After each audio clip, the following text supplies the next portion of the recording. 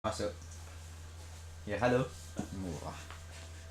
Ya, ini di studionya Pak Erik. Studio Pak Erik, rekaman saya yang perdana sebagai eh,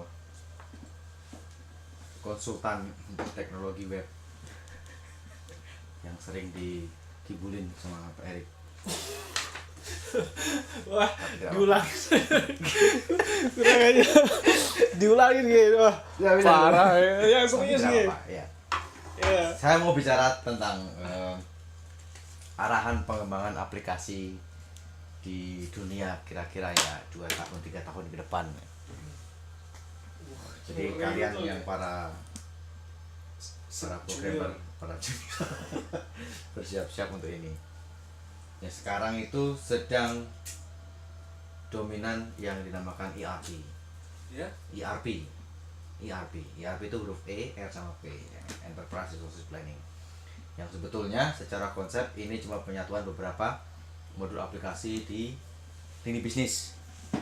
Tapi karena ERP itu tujuan awalnya adalah untuk mengatur mindset pengembangan teknologi, tapi belakangan justru menjadi terminologi pemasaran. Jadi kalau orang menyebut ERP itu sudah konotasinya adalah sesuatu yang high end dan mahal.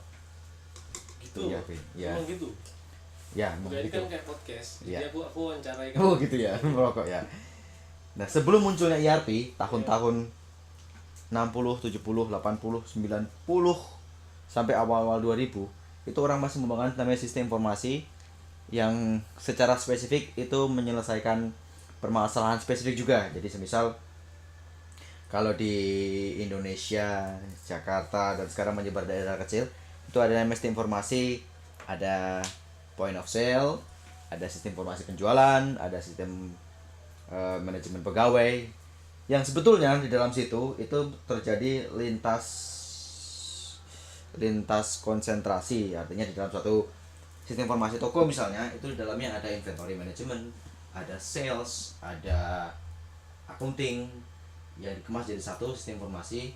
Secara spesifik sistem informasi ini mampu menyelesaikan sebuah permasalahan yang spesifik juga. Tetapi untuk pengembangan bisnis yang durasi agak panjang ini gagal. Karena kenapa? Karena tidak bersifat modular.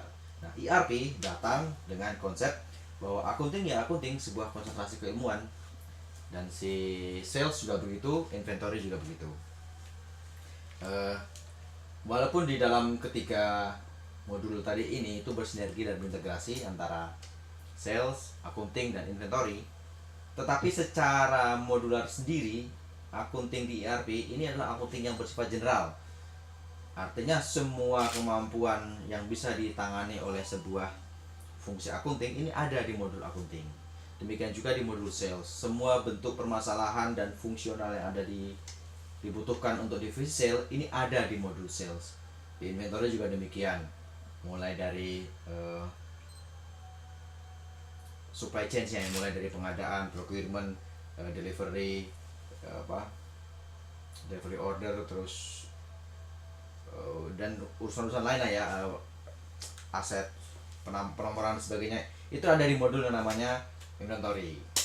Nah, ERP mengemasnya beberapa modul tadi yang sebetulnya mampu survive sendiri-sendiri, itu menjadi satu environment besar yang di dalamnya tidak ada masalah dalam berkomunikasi data. Artinya sebuah aktivitas sales itu akan secara otomatis terlacak dan terdata di accounting. Demikian juga akan berpengaruh kepada inventory gudang atau inventory toko dan sebagainya. Ini ada sinergi di dalam ERP ini, yang sebetulnya konsep ini sangat ditolak oleh usaha-usaha kecil menengah. Kenapa? Karena cost, tentu saja. Karena costnya besar. Berbeda dengan bisnis yang bervisi jauh ke depan ya. Dia sudah membayangkan bahwa accounting dia harus mampu bertahan terhadap semua perubahan, tuntutan, dan fungsi yang ada di perusahaannya. Makanya mengembangkan satu modul khusus accounting yang ya bersifat general. Tetapi tidak menutup kemungkinan modul ini sangat mungkin untuk digabungkan dengan modul-modul yang lain. Nah, seperti itu. Ada banyak sekali modul ERP. Seperti yang tiga sebut tadi, sales, accounting, inventory, ada HR, ada human resources, ada CRM, customer relationship management, ada kalau tapi untuk GIS tidak ada ya. GIS itu spesifik ya.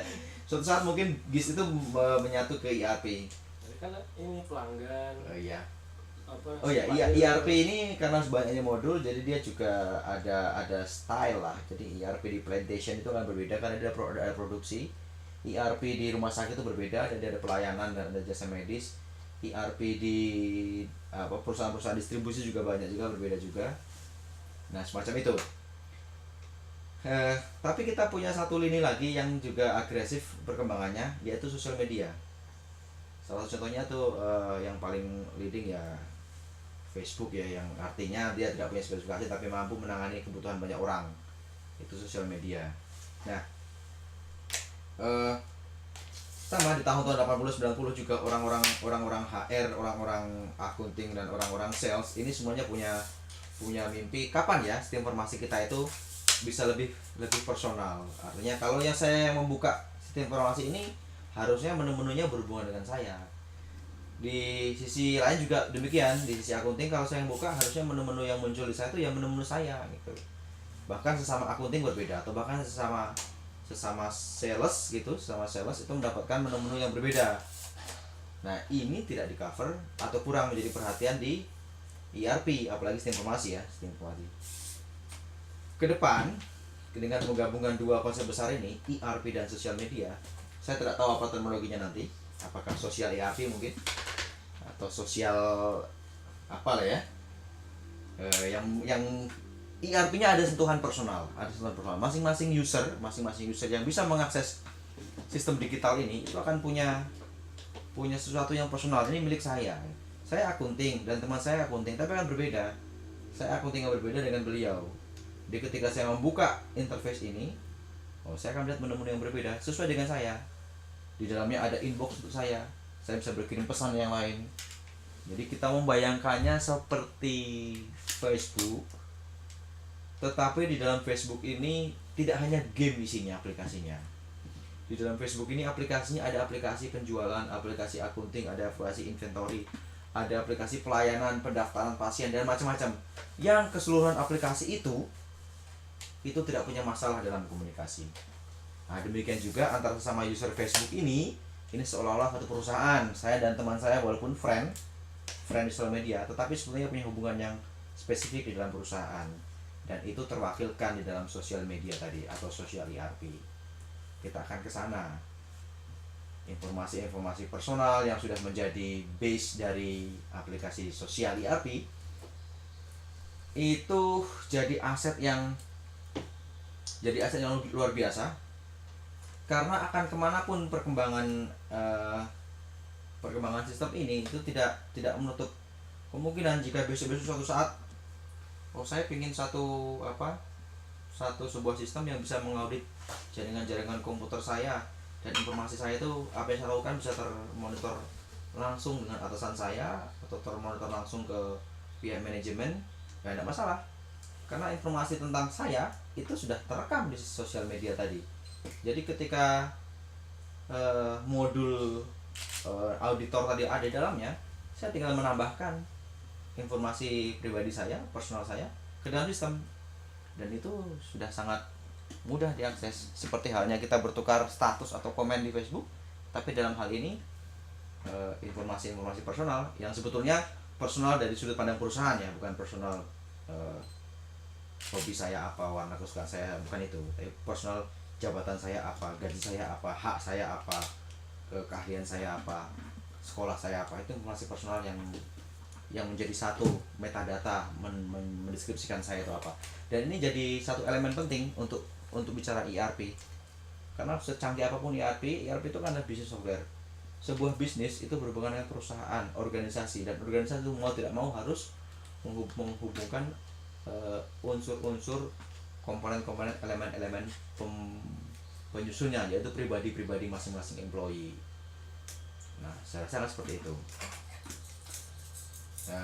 Dari tim kita sendiri di Jogja itu sebetulnya sudah mulai menggagas ke sana. Nggak tahu ini kalah cepat nanti atau tidak, tapi ide itu sudah sering kita bicarakan ya, hanya di masalah MOP ya, bukan ini yang istilah dari teman-teman. Ada OOP, Object Oriented Programming. Kalau sekarang ini MOP, Money Oriented Programming. mob kerusuhan. Money Oriented Programming. Ada money, ada programming berjalan. Bukan Object Oriented Programming. Oke, gitu. Ayo. Saya Pak Erik mau ditambahkan, silahkan. Udah. Ini keren nih. Just. Jelas ya, kita sudah di cut belum? Terima kasih, nanti kita bicara lain hal lagi, silahkan di komen.